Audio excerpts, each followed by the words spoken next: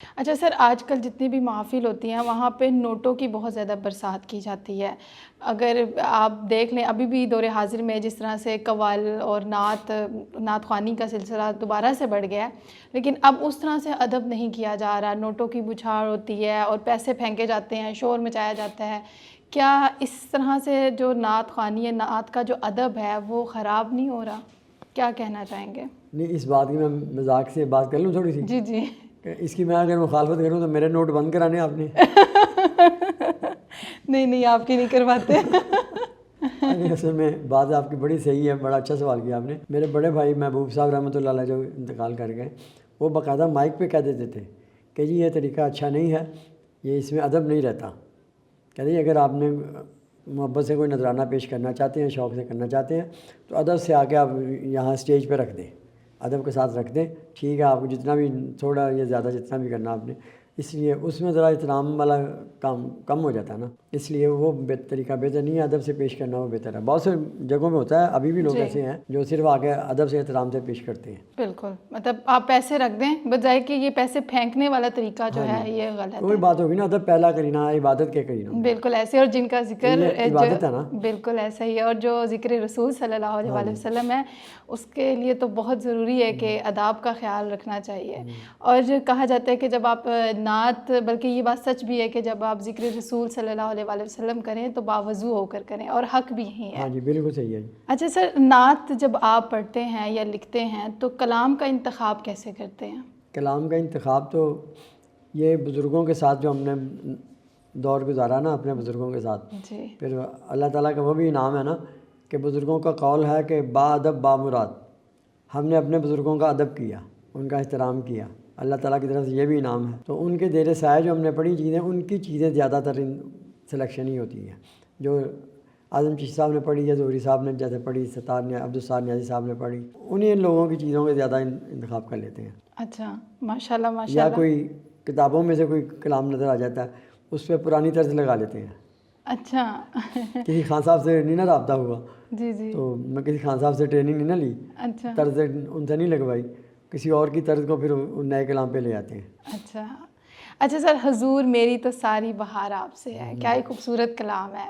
ہاں جی واقعی بڑا اچھا کلام ہے۔ جی جی، ایسے کلام پڑھتے ہوئے بھی اپنی حقیقت سامنے آ جاتی ہے نا، ایسا ہی ہے، صحیح ہے کہ وہ اپنا اللہ تعالیٰ کی رحمتیں، مہربانیاں، اور سرور پاک صلی اللہ علیہ وسلم کی نظر کرم، ان کی رحمتیں وہ بھی یاد آتی ہیں ایسے کلام پڑھتے ہوئے۔ ایسا ہی ہے، اور یہاں پتہ نہیں ایسا ماحول کیسا بنا ہوا ہے کہ یہ روحانیت ہو رہی ہے۔ بالکل ایسا ہی ہے، ایسا ہی ہے۔ اور آپ کی آواز ماشاءاللہ اتنی خوبصورت ہے، تو یہ ہو نہیں سکتا کہ میں آپ سے کلام کی فرمائش نہ کروں۔ حضور میری تو ساری بہار آپ سے ہے، حضور میری تو ساری بہار آپ سے ہے، میں بے قرار تھا میرا قرار آپ سے ہے،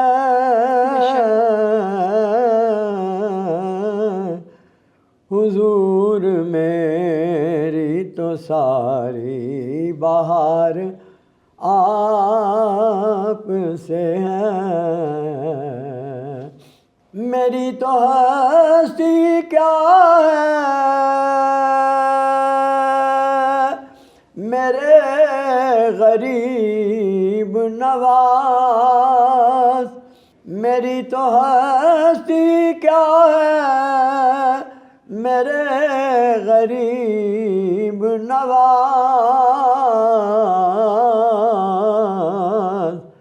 جو مل رہا ہے مجھے سارا پیار آپ سے ہے،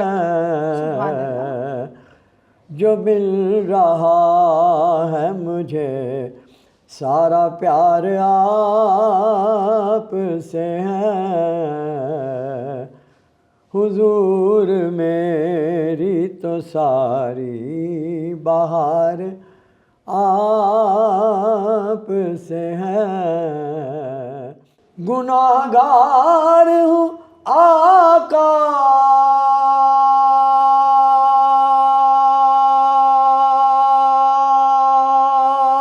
ماشاء اللہ۔ بڑی ندامت ہے، گناہگار ہوں آقا بڑی ندامت ہے،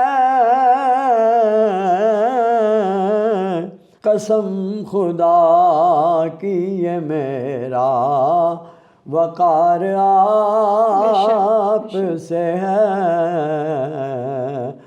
قسم خدا کی یہ میرا وقار آپ سے ہے، حضور میری تو ساری بہار آپ سے ہے، کہاں وہ عرض مدینہ، کہاں میری ہستی، سبحان اللہ۔ کہاں وہ عرض مدینہ، کہاں میری ہستی، یہ حاضری کا شرف بار بار آپ سے ہے، یہ حاضری کا شرف بار بار آپ سے ہے، جو مل رہا ہے مجھے سارا پیار آپ سے ہے،